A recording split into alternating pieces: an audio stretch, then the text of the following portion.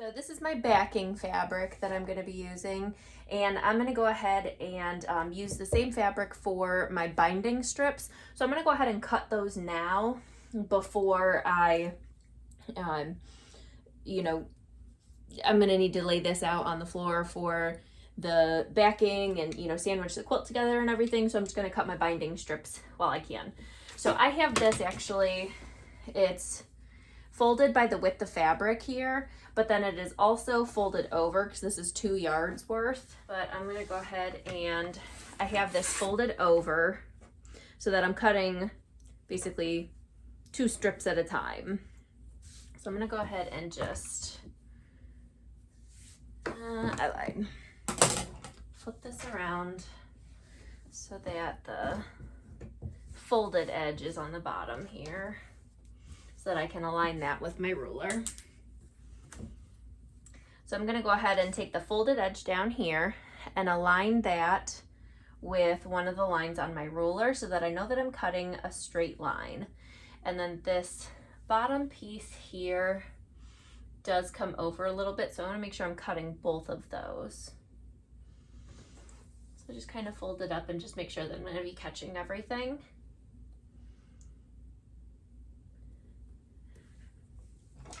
And then take my rotary cutter. There we go. And that gives me a good line to start with. And then I've double checked my cutting mat. I know that my cutting mat lines are accurate. They match up. So I'm gonna go ahead and, nothing's been warped or anything. So I'm gonna go ahead and just use my cutting mat for the lines that I need. So I'm gonna go ahead and just align over here along this 1-inch line, and it matches up all the way down. And then I'm going to come over 2.5 inches, and I'm just cutting 2.5-inch strips. And we just double check 1, 2.5, 1, 2.5. Looks good. So we'll go ahead and cut that, and that gives me 2 2.5-inch strips, and we're gonna need a total of 5 of them. So I'm gonna go ahead and shift this over.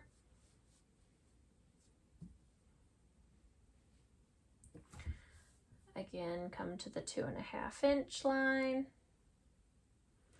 1, 2.5.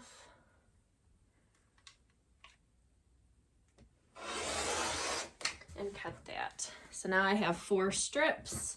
So now I'm just gonna go ahead and fold this top piece back because I only need 5. So I don't need to cut that 2 more strips on this.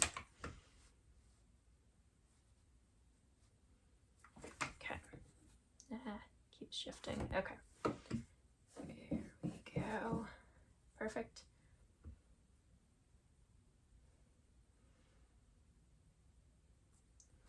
One, 2.5.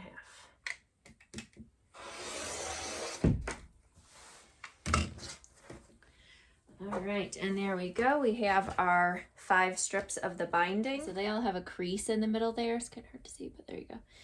So I'm gonna go ahead and press that seam right out of it so that all of these strips lay nice and flat.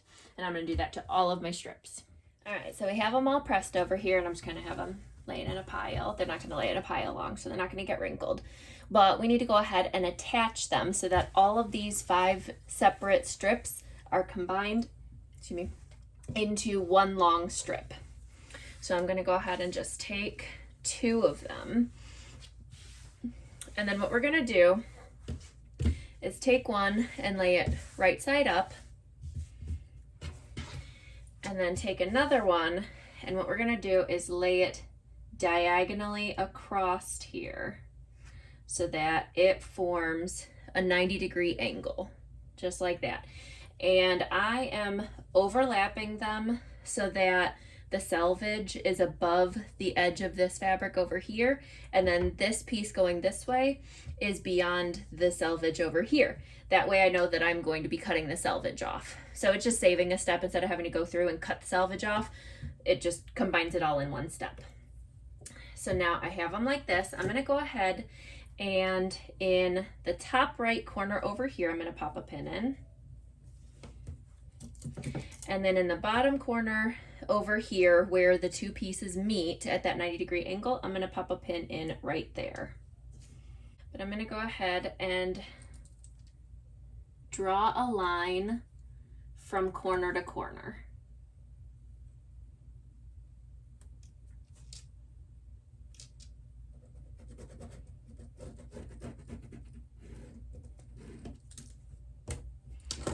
Put my pin back in place. And that pin goes from where the two pieces meet up over on this side to where the two pieces meet down on this side. And that is my stitching line, and I'm going to go ahead and just stitch right there.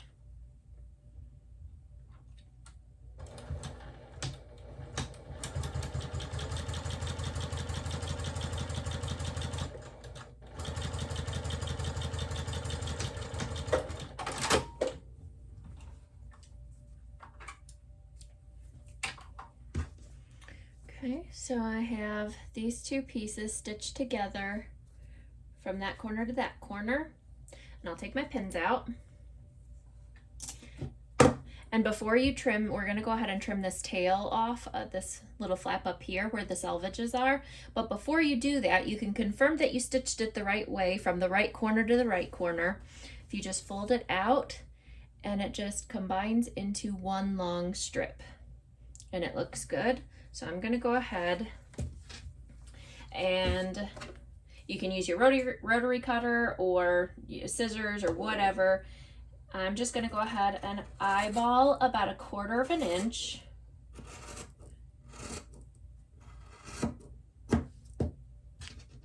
And then you can cut these little top flaps off too. One on the top and one on the bottom. So then it ends up looking like that. Now my lines on this plaid print don't meet up, but that's fine. And then we'll go ahead and go over to our iron, and we're going to press this seam open. So we'll go ahead and just butterfly it open just like that, and we'll give it a press with our iron and press it open.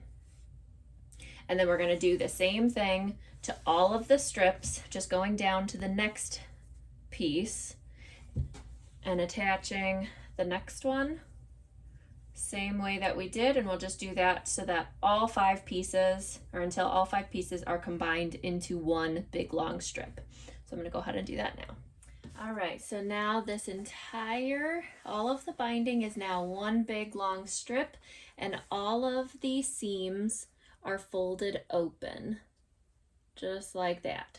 So now we need to go ahead and actually turn it into the binding that we can use. So what we have to do is go over to the iron, and then we're just going to go ahead and fold the entire thing in half, and then give it a press with the iron so that it stays put in half, just like that. And we'll just go around to the entire, go through the entire strip of binding, folding it and pressing it in half. All right, so we have our whole strip laid out on the ironing board, and we'll just go ahead and fold it over. Hold it in place with your fingers and just give it a press. And with cotton, usually you just give it a quick press and it'll stay in place. See, it stays folded over just like that. And we just keep shifting it off the ironing board.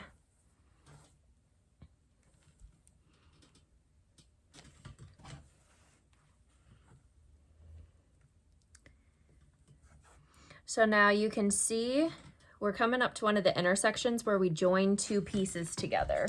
So now had we sewn this together, just 2 pieces, this seam would have been straight across.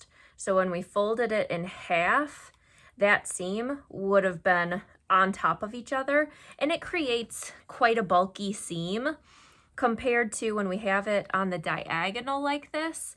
When we fold it over, half of the seam is over here and half of the seam over here. So it distributes it over this V so that when you're going and sewing it, you just don't notice it as much, and it's not a big lump that you have to sew over. So that's why we sew the binding strips together that way.